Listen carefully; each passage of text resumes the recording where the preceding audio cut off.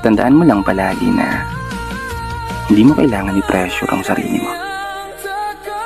Kasi minsan, sa sobra nating pagmamadali, dun tayo lalong mas nagkakamali.